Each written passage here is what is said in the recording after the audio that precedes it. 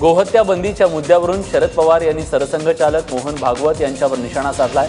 संपूर्ण देशात सरसकट गोहत्या बंदीची मागणी चुकीची असल्याचं मत पवारांनी व्यक्त केलं। शरद पवारांच्या आत्मचरित्राची हिंदी आवृत्ती अपनी शर्तों परचं दिल्लीत प्रकाशन झालं, त्यावेळी ते बोलत होते। गायीची उपयुक्तता संपल्यानंतर तिचं शेतकऱ्यांवरचं ओझं होता कामा नये, हा स्वातंत्र्यवीर सावरकरांचा दाखला यावेळी शरद पवारांनी दिला। तसंच कोणतीही गोष्ट दुसऱ्यावर लादणं चुकीचं ठरेल असंही पवार यावेळी म्हणाले। यही स्वातंत्र्यवीर सावरकर उन्होंने पब्लिकली ये कहा था कि गाय ये उपयुक्त पशु है। यह उपयुक्त पशु का आप जब तक उपयुक्तता है तब संभाल कर सकते हैं, और जब इसकी उपयुक्तता नहीं रही तो किसानों के ऊपर वो बोझ नहीं होना चाहिए।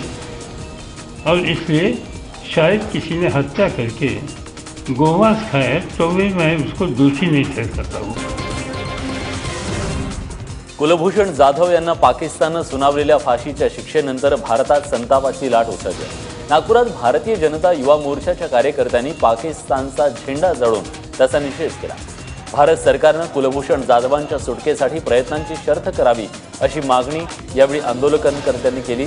यावेळी भाजप युवा मोर्चाच्या कार्यकर्त्यांनी पाकिस्तानच्या विरोधात जोरदार घोषणाबाजी केली।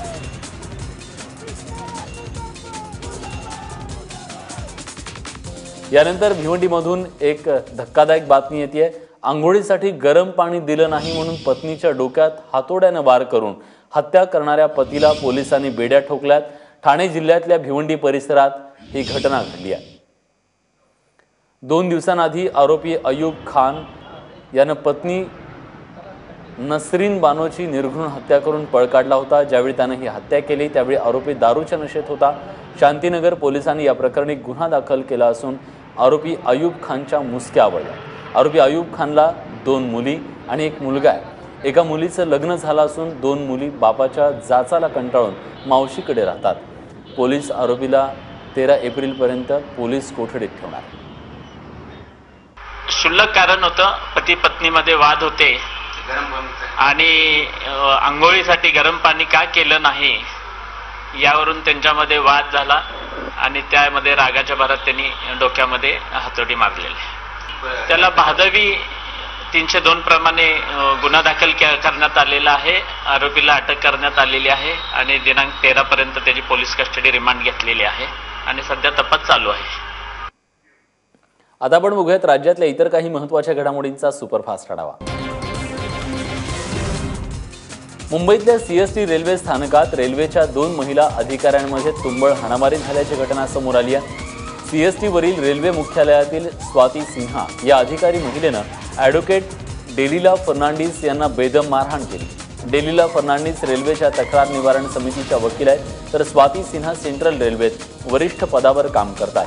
ही मारहाण सुरू असताना ड्युटीवर असलेल्या पुरुष कॉन्स्टेबलनी काही महिला कॉन्स्टेबलना बोलावून ही झटापट सोडवली।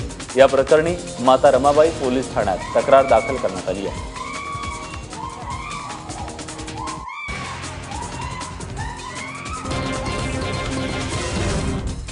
राष्ट्रवादी काँग्रेसचे साताऱ्याचे खासदार उदयनराजे भोसले यांना अटक होण्याची शक्यता आहे, कारण अतिरिक्त जिल्हा सत्र न्यायालयानं त्यांचा अटकपूर्व जामीन अर्ज फेटाळलाय। सातारा जिल्ह्यातील लोणंद शहराजवळ सोना अलाइज कंपनी रामराजेंच्या संघटनेला झुकतं माप देते, त्यांना अधिक काम देते असा उदयनराजेंचा आरोप होता। त्यामुळे 18 फेब्रुवारीला त्यांनी कंपनीचे अधिकारी राजकुमार जैन यांना सातारा विश्रामगृहात बोलावून घेतलं। उदयनराजे आणि त्यांच्या सहकाऱ्यांनी राजकुमार जैन यांना तिथं मारहाण केली आणि काही ऐवज काढून घेतला अशी तक्रार जैन यांनी सातारा पोलीस स्टेशनला दिली होती। मुंबई नागपूर समृद्धी हायवेला सुरू असलेला विरोध दिवसेंदिवस वाढताना दिसतोय। सरकारनं जमीन अधिग्रहण केलं तर आम्ही आत्महत्या करू असा पवित्रा नाशिक जिल्ह्यातल्या शिवडे गावातील महिलांनी घेतलाय। शिवडे गावात 1300 हेक्टर शेतजमीन आहे, त्यातली 800 हेक्टर जमीन बागायती आहे आणि गावात फक्त 2% लोक नोकरी करतात। त्यामुळे आमची उपजीविका हिरावली तर आम्ही कुठं जायचं असा सवाल महिला करतात। आमची सर्व बागायत जमीन आहे, तिकडे पाणी आहे, तिकडे विहीर आहे। आम्ही 8 जणी बहिणी, 5चे लग्न झाली, 3 आता कुठून करायचे। शिक्षण ही आजारी झाली, पण हिचे पप्पा रोज इकडे तिकडे फिरताय, दवाखान्यात जायला जागा नाही त्यांना। मग आम्ही कुठं फिरायचं, कुठं जायचं, रस्त्यावर यायचं का? सीएम टू पीएम म्हणजेच मुख्यमंत्र्यांच्या नागपुरातून मोदींच्या वडनगरमध्ये निघालेली शेतकरी आसूड यात्रा काल सुरू झाली. अपक्ष आमदार बच्चू कडू यांची प्रहार संघटना आणि शेतकरी संघटनेचे नेते रघुनाथदादा पाटील यांच्या नेतृत्वाखाली ही यात्रा काढण्यात येते. नागपुरातून निघालेल्या यात्रेला शेतकऱ्यांचा अल्प प्रतिसाद दिसून आला. महाराष्ट्रातल्या 18 जिल्ह्यांमधून ही यात्रा जाणार असून 150 सभांचं आयोजन करण्यात आलंय.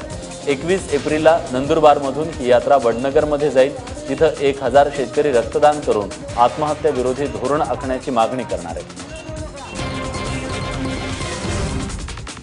विधानसभेत प्राणी क्रौर्य सुधारणा विधेयक मंजूर झाल्यानंतर पिंपरीतल्या भोसरीत बैलगाडा शर्यतीची जंगी तयारी करण्यात आली आहे. भोसरीत 13 एप्रिलला होणाऱ्या भैरवनाथ उत्सवात बैलगाडा शर्यत आयोजित करण्यात येणार आहे. राज्यानं 6 एप्रिलला बैलगाडा शर्यती संदर्भातला अध्यादेश पारित केला, मात्र अद्याप केंद्राची संमती मिळालेली नाही.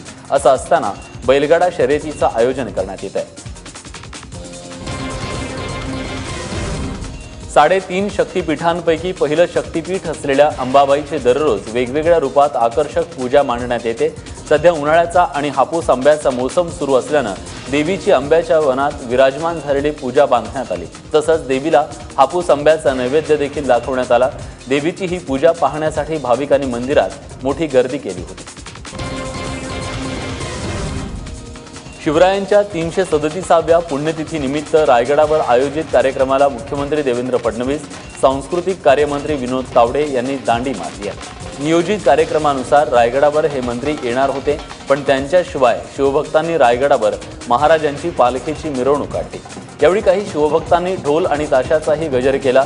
खरं तर आज रायगडावर ढोल वादन स्पर्धेचं आयोजन केलं होतं, मात्र पुण्यतिथीच्या दिवशी ढोल वादनाला सोशल मीडियावरून विरोध झाला. त्यानंतर ही स्पर्धा रद्द करण्यात आली. मात्र पालखीची मिरवणूक काढताना काही शिवभक्तांनी ढोल वादन केलं. यावेळी मोठ्या प्रमाणात शिवभक्त उपस्थित होते. करवीर निवासिनी श्री महालक्ष्मीच्या डोळ्यांचं पारणं फेडणारा रथोत्सव सोहळा मोठ्या उत्साहात पार पडला. रात्री 9:30 वाजता तोफेची सलामी देऊन रथ महाद्वारातून नगर प्रदक्षिणेसाठी बाहेर पडला. यावेळी रथापुढे वादनाचा मान कोल्हापूरच्या स्वराज ढोल ताशा पथकाला मिळाला. या रथोत्सवात तुझ्यात जीव रंगला मालिकेतील अभिनेता राणानं हजेरी लावत ढोल वाजवला. यावेळी राणाला बघण्यासाठी लोकांनी तुंबळ गर्दी केली.